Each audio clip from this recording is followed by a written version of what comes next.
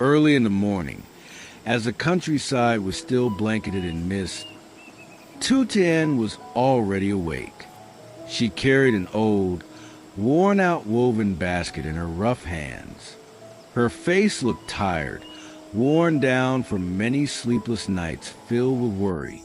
Though she no longer lived in the abandoned house from years ago, ever since rebuilding her new farm after countless hardships, life had not been easy. Her savings were drained after investing in seedlings, fertilizer, equipment, and renovating the animal sheds. She barely had time to rest. Every day felt like a true battle.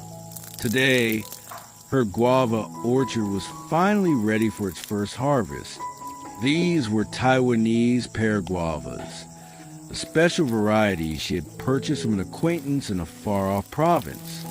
The harvest wasn't large, but was a result of many months of labor under the scorching sun, hand-picking worms, tilling soil, and caring for each tree.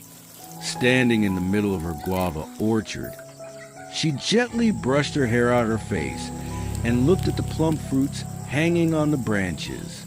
Her heart was filled with both hope and worry.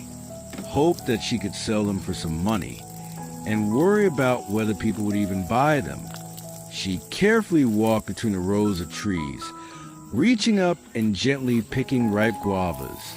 Each fruit was wiped clean and carefully placed in the basket. Every guava seemed to hold her sweat and dreams. Several times, thorns scratched her skin, and she nearly asked company to destroy from within.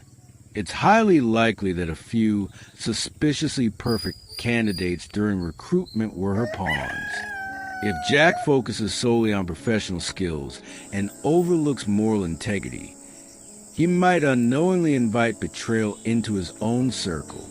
One falsified financial report, a leaked contract, or a tampered email could be enough to damage the company's reputation.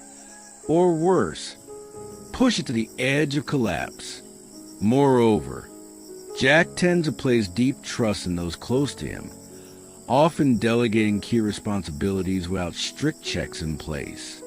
This leaves the company vulnerable to manipulation.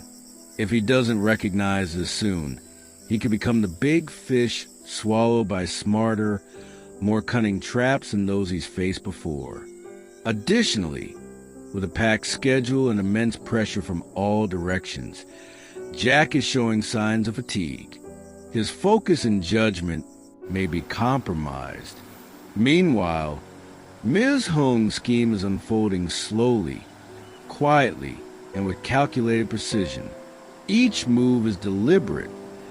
By the time Jack realizes what's happening, it could already be too late.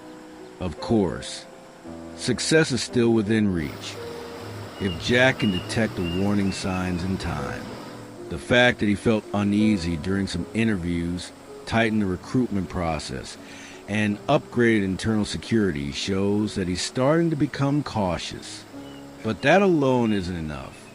Jack must think long-term, not just react to each threat, but proactively build a sustainable, protective structure.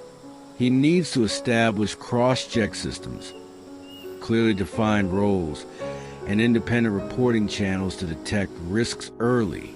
At the same time, he must learn to trust, but not blindly. Even those he believes to be unquestionably loyal should be subject to professional oversight.